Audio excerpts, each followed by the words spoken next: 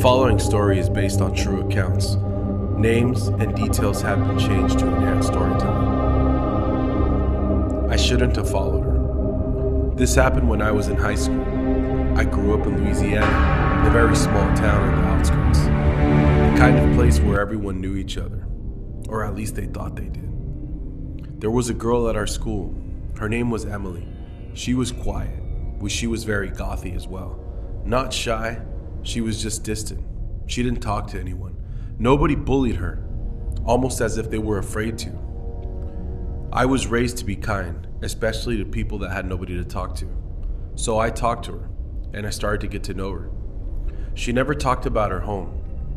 Every time I asked, she would change the subject, very quickly. Almost like she was afraid to talk about it.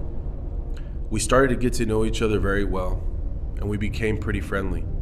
Eventually, I had the courage to invite her over.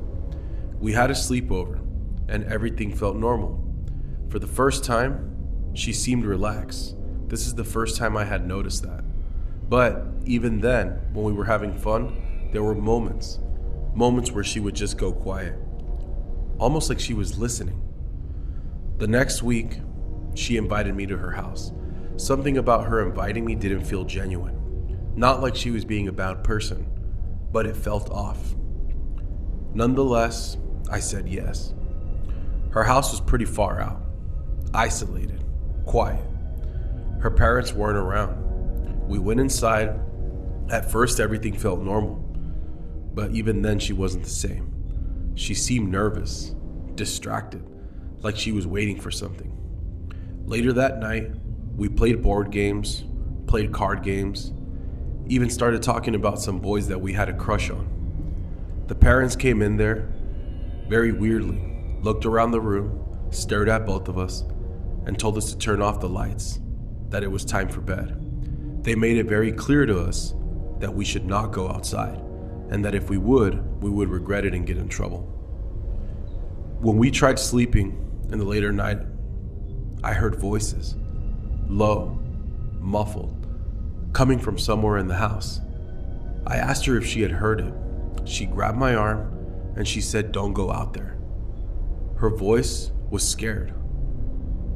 Her parents walked in and they called her name and they told her that she needed to go down the hallway with them. I didn't say anything, and after a while of sitting there, I got up and I decided to check for myself. The hallway was very dark. At the end, there was a faint light, a flicker underneath the door. The voices got louder, like chanting. When I looked inside, there were people, including Emily. They were wearing dark robes and they were standing in a circle. Something was burning in the middle.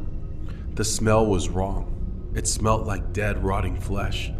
And they were speaking in a language that I didn't understand, nor that I had ever heard. Then, suddenly, they stopped, all at the same time. And I realized something. They weren't standing. It seemed like they were levitating off the ground, slightly above it. That's when one of them turned, slowly, like they already knew I was there. I ran. I didn't want to go back. I just ran.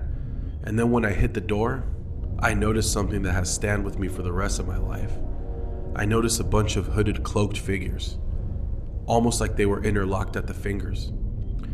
I realized that I didn't have my shoes, but I didn't care.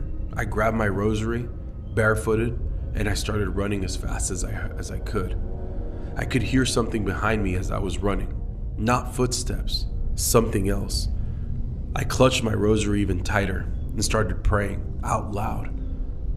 I ran all the way home, and when I got there, I didn't say anything. I ran to my room and I locked the door.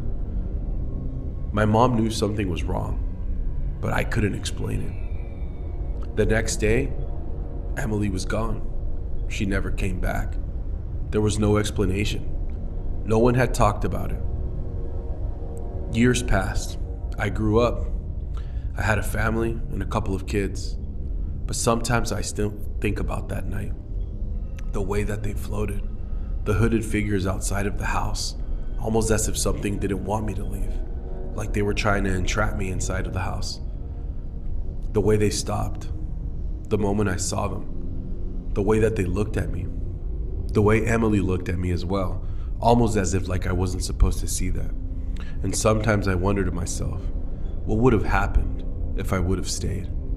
And what was happening to that family and where they might be now? Thanks for listening. Please like and subscribe for more weekly videos.